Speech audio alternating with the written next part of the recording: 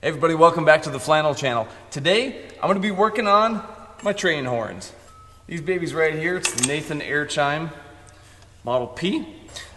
These were mounted on my truck before we did the frame stretch, and they've been sounding to me like they're only blowing on 2 trumpets and not all 3. So before I put it on the truck again, I'm going to give it a good thorough cleaning. I'm actually going to disassemble it, and we'll inspect the diaphragms and the seals, make sure everything looks okay, and then we'll put it on the new truck. So stick around, it's going to be an interesting episode.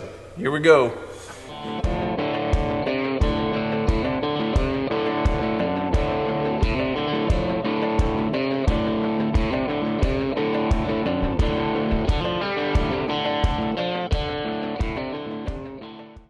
Alright, so most of you are probably thinking, well, that's not a real train horn. Actually it is. This one came off of a locomotive. You can see where the original tag would have been on it. Let's see. Somewhere over here.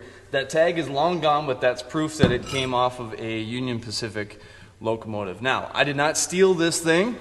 I bought it from a friend of mine who is a model railroader, and he had connections and friends, people that had been working in the yards for Union Pacific and things like that. So I don't know a whole lot about it other than the fact that it sounds really awesome. Sounds way better than that cheap China junk that you get, you know, chrome shops and stuff like that. They get as close as they can to the original, the real thing, but this is the one that you want.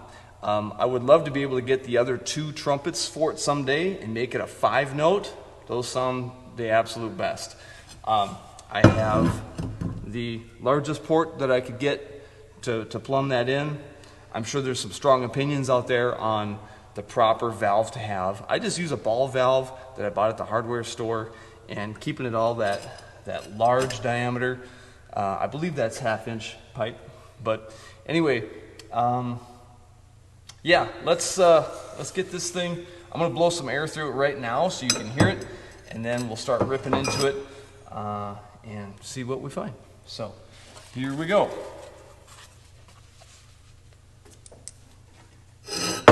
Now this is just shop air through a rubber nozzle, so it's not gonna sound as good as if I'm giving it 120 PSI directly on the truck, but it'll give you an idea anyway.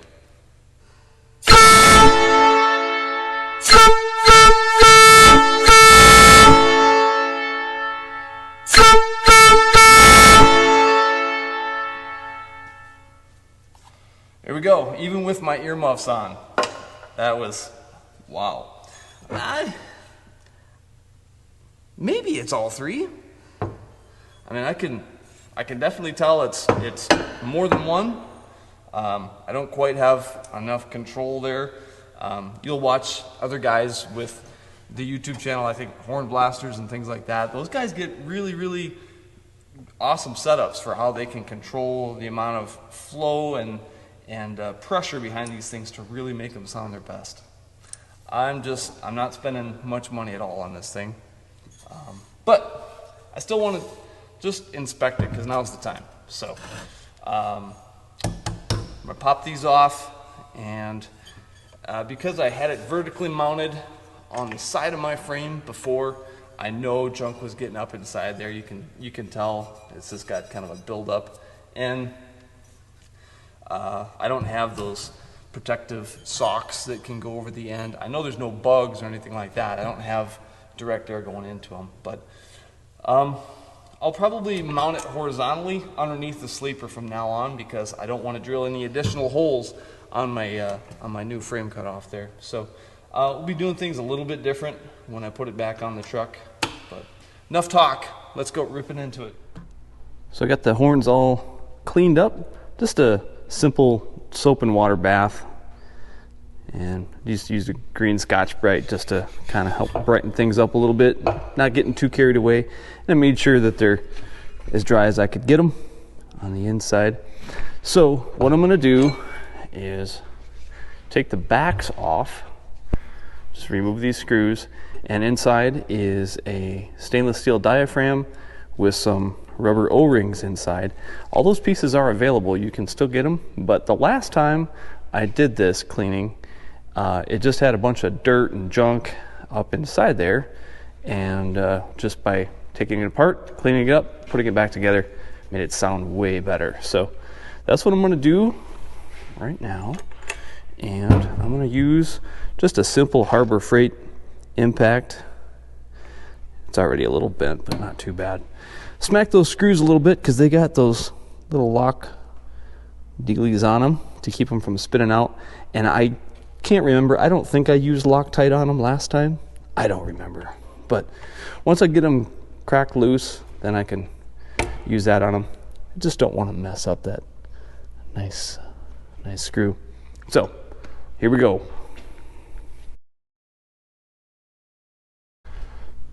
All right, so I'm calling a timeout for tonight.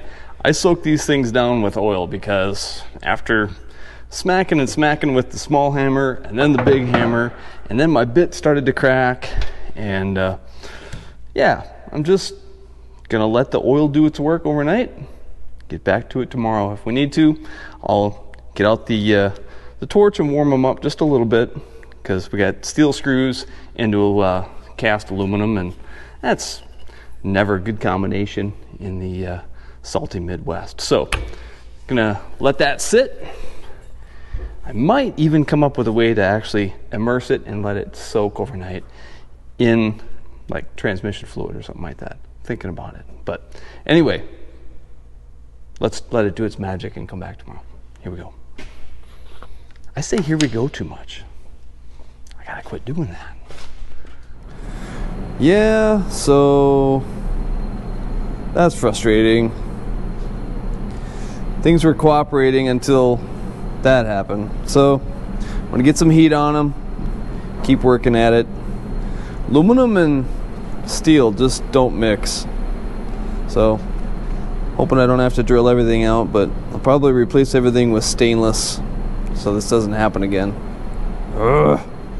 Well, yeah, that really sucks, but every single screw is breaking on me. I mean, I was using the impact, I was using heat, doing everything that I could to try and crack those things loose, but there's just so much corrosion between the steel and the aluminum that there's just no hope for it. So obviously once I get the cap off, I can see how much actual corrosion is happening to that aluminum, and I wanted to show you kind of what the inside of these horns look like. So you have the first stainless diaphragm there. You have an O-ring, which is a little deformed. And then you have your second diaphragm there. Let me push this thing out here so you can see the rest of it. Real gentle. There we go. We got the second diaphragm.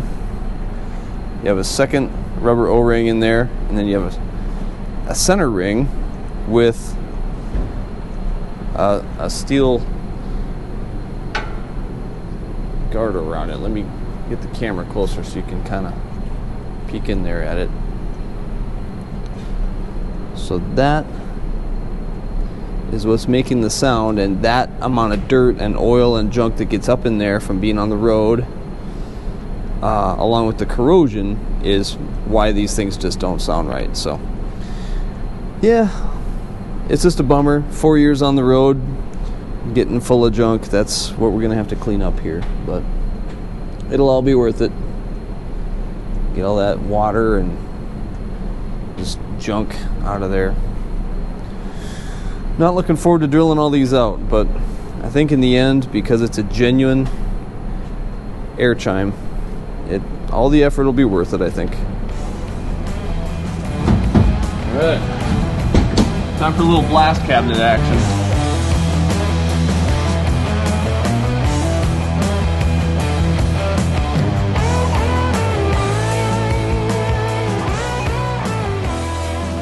I'm at the stage now where I finally have my train horns ready to reassemble.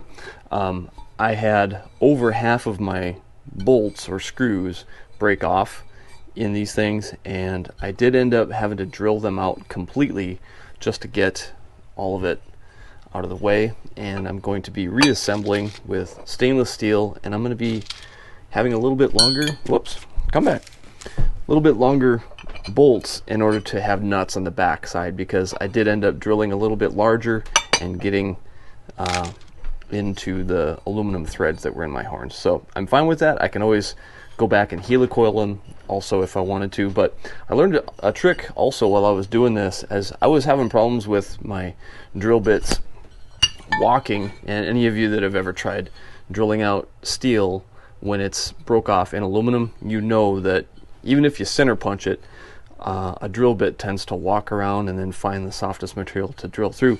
So one of the things that I was able to do is use these caps, because they're a nice thick aluminum, use the caps and clamp them down and use the cap itself as a guide for my drill bit going through. And using a smaller drill bit and then working your way up bigger and bigger is normally the way that I would do something like this. And I tried that, but again, I was having problems with it walking. I actually started going back to using a larger drill bit and just doing a one shot all the way through using the cap as the guide, and that worked really well. So if you guys are ever dealing with that same problem, that's what worked for me in this situation. It was a bit unorthodox and out of the ordinary for me, but that's what's gonna take care of it this time around. Yeah, so horn blasters, when you get their box of stuff, it comes with 2 stickers.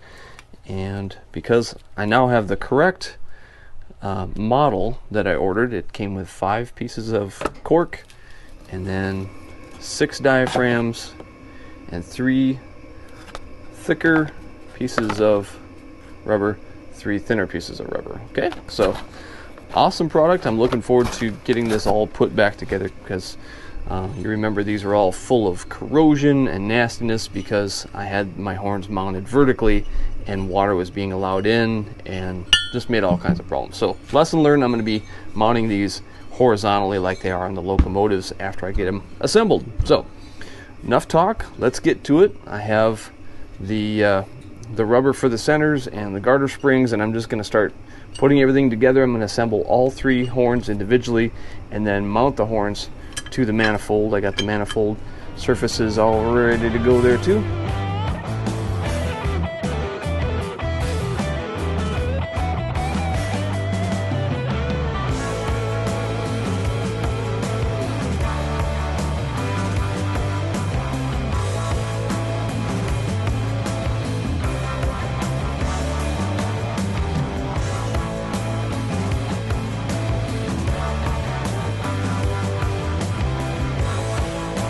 Cool.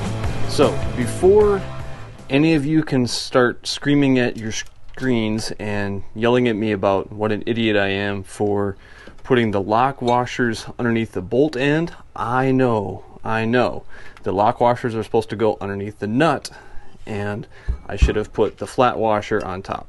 I know. 2 things here. One is because of the width of the flange where my nuts are, the nut actually can't turn. Once it's on there, it's actually being prevented from spinning down here because it's contacting the casting down there. So why am I still using a lock washer? Well, it's because it actually is still helping put some tension on that bolt and nut combination. Okay. Third thing is when I get back to the shop, I'm actually going to be zipping these nuts off. I'm going to put a little dab of Loctite on there, and I have some locking nuts that the hardware store did not have. These are just cheap China stainless that I bought at my local hardware store because it was convenient, and that's all that they had. So if I had my way, I would have bought nylon lock nuts, but they didn't have them. I think I have them back at the shop, so these are actually just on temporarily. When I get back to the shop, I'm going to zip these off one at a time and put my lock nuts on. And I know I'm an idiot. You can put in the comments that you're smarter than me because you caught that I used lock washers on the bolt side. That's fine. I don't care. Let's get back to reassembly. I sandblasted all my pieces, and of course that's going to put sand in everything, but I cleaned it all out, blew it through, ran some water through it, and we're just ready to put this thing back together because I want to mount it on the truck and make some noise. I've been without my train horns for like a month, and I really miss it, so it's gonna be nice to have back on again. All right. My longest bolts are actually the bolts on the sides. The shorter ones go in the center for the center trumpet. I'm going to go back and make sure that I'm using the correct trumpets in the right spot of the manifold too, because they are numbered 1, 2, 3, 4, 5 if you have 5 trumpets, but of course mine is the P3, so I have trumpets 1, 2, and 4. That has to do with the size of the trumpet and the note that it produces. I would love to find 3 and 5 someday. That would be awesome. But again, I'm not a railroad historian. I'm not a true restoration guy. I'm not a purist. So there may be people that are like yelling at their screens saying, "Flannel, you can't do that to an old train horn. You're wrecking it by drilling through your holes and putting stainless hardware on." And yeah, I know. But I'm making it functional for what I'm using it for, and learned my lesson that these things don't like being mounted to the side of a semi going for 3 years in salt and all that stuff. They just don't like it. The original screws up here were actually just like a flathead screwdriver, and they would have had kind of a lock washer on top of them that made the screw head bite into the aluminum as well. So they were never really all that tight anyway, and I wanted to be very careful as I was tightening down and torquing on these bolts that I don't over torque it, because the last thing that I want to do is crack a cap or crack the horn itself. It's just sandcast aluminum, so I want to try and be gentle with it as much as I can. So not a whole lot of torque needs to be applied to those things. Just keep those caps on. Alright. I know my bolts are kind of rusty here, but again, I'm alright with that too. These are the perfect size and length. They have the dashes on the top, so they're hardened bolts. And the rust really doesn't bother me at all. It's going to be mounted underneath the truck, and if I cared what these things looked like, I would probably get this thing powder coated or something like that, but really not too concerned about it.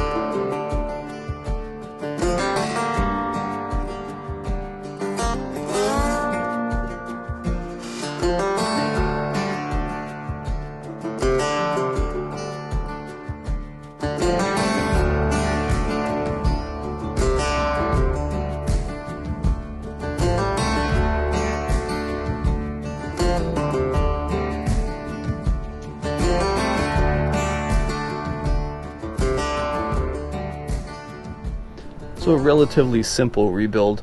I'll make mention of a couple things too. I'm replacing the ball valve that I use on this thing because my old ball valve, number one, the handle was kind of loose, but number two, I don't think it was truly a 1/2 inch in and out. When I looked through the center of it, it kind of necks it down to a little bit smaller, almost like a 3/8 hole on the inside, even though the outside was 1/2 inch. So I made sure and found one that says true through flow, that kind of thing, so that's important. Train horns are all about getting the proper pressure and flow, and the closer that you can put your horns to your control valve and the closer you can put them to your air tank, the better sound you're going to get. Also, I learned that having the double diaphragms in there is going to help with more sound. I've watched some other videos with guys saying that you can put just a single diaphragm and a single rubber O-ring in there and they will work that way, but for extra sound and the way that the railroad used them, they are doubles. So I got all my pieces from Horn Blasters, and thankfully they set me up with exactly what I needed, because the first time around I ordered it for K series and that was wrong, so they graciously took my old order back, and it's going to be nice to have good pieces on the inside. It's amazing those old horns even made any sound at all with all the corrosion and junk that was in there. So really nice to get all that junk out of there. Alright, let's get back to the shop. We'll get this mounted up and get the new valve in. I'll probably blow some air through it so that you can hear the difference in how these sound now that they're rebuilt. I may either buy some covers or make some covers, because when I disassembled these things, I did have quite a bit of dirt and oil and junk that had gotten up in there and kind of made a mess inside on that side of the diaphragm too, and I really want to try and prevent that. It's all about longevity and sound, so yeah, I might steal a pair of my wife's pantyhose or something like that and zip tie them on. I don't know, I'll figure out a way, but let's get back to the shop. So now that the horns have been rebuilt, I thought I should probably do an after for you of blowing some air through them so that you can hear the difference with the new double diaphragms in there, new seals, things like that. And then I'm going to show you how I'm going to mount these on the truck. It's going to be different than the old way they were mounted vertically on the side of the frame. I'm going to do something a little different, so I'll show you that. But first things first, let's set this up. Obviously, I'm going to put some ear protection on because these suckers are crazy loud. I don't remember, because it was like a month ago or so, which microphone I used for the before. So I'll do it a couple different ways, and hopefully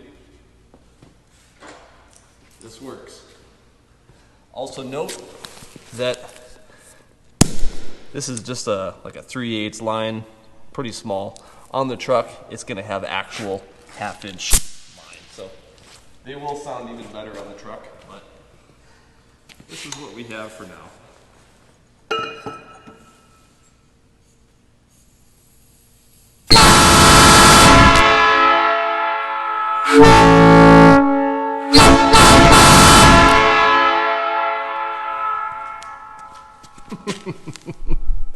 Oh, you can feel that in your chest. It's awesome.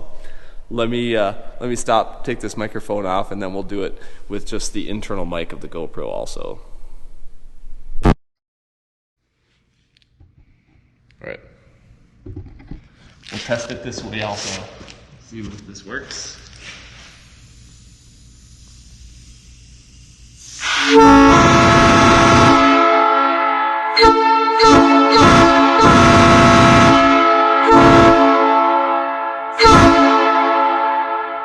So let me show you how I plan to mount my horns on the truck itself. I'm going to mount them underneath the sleeper and pointing back so that you'll just barely be able to see the trumpets right through this area here. A lot of the sound is going to come from underneath the truck up by the drive shaft cross member area. Yeah, but mainly up here. Under there. So that's the plan. I'll probably not show all of the installation. I didn't really show you making this bracket either, just because it's kind of boring, but you can tell it's just thin aluminum. I just marked out where the pad's gonna go on there. I know my bolts are too long, but it's what we had in the bolt bin, so it's fine. Nobody's gonna see it, except you. You know.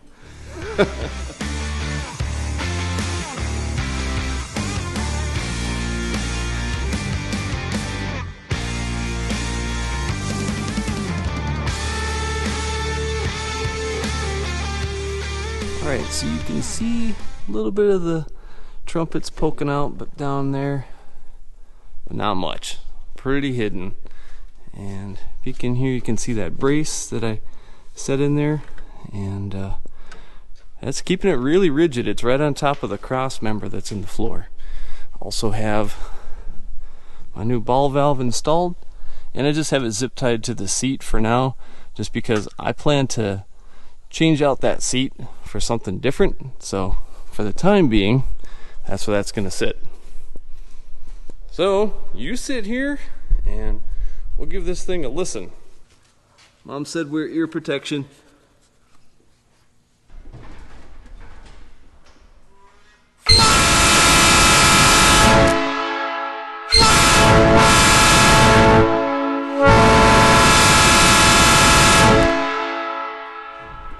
Yeah, there we go.